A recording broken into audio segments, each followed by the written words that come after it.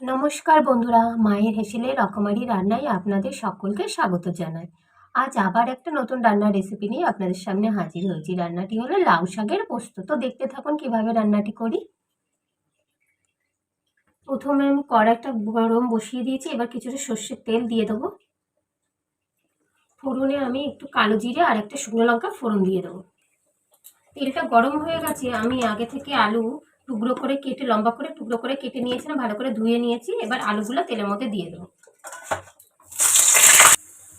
একটু লবণ আর একটু হলুদ দিয়ে আলুগুলোকে ভালো করে একটু লাল লাল করে ভেজে নেব। আলুগুলো ভালো করে আমি লাল লাল করে ভেজে নিয়েছি, আর আগে আমি লাউ শাকটা ভালো করে কেটে ধুয়ে রেখে দিয়েছি। এবার লাউ শাকগুলো দিয়ে দেবো, দিয়ে ভালো করে নাড়াচাড়া করে নিয়ে আমি একটু ঢাকা দিয়ে দেবো।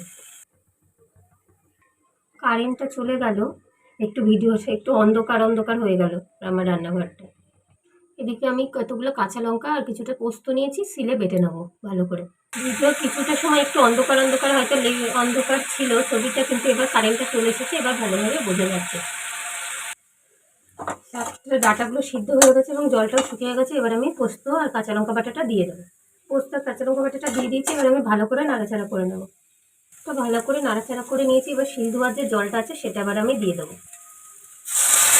ভাজার সময় যেহেতু আমি একটু লবণ দিয়েছিলাম, এখন একটু আর একটু দিয়ে দেবো পরিমাণ মতো, আর সামান্য একটু চিনি দিয়ে দেবো। দিয়ে ভালো করে নাড়াচাড়া করে নেবো। রান্নাটা আমার হয়ে গেছে, একদম শুকাবো না তরকারিটা, একটু গামাখা গামাখা নামিয়ে নেবো। আমি লাউ শাক পোস্তটাকে নামিয়ে নিয়েছি। বন্ধুরা, আপনাদের যদি এই রান্নাটি ভালো লাগে লাইক কমেন্ট এবং শেয়ার করবেন, আর আমার চ্যানেলটাকে সাবস্ক্রাইব করে দেবেন।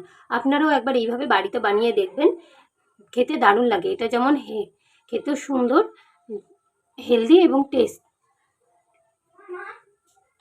আর সকলে ভালো থাকবেন, সুস্থ থাকবেন। টাটা।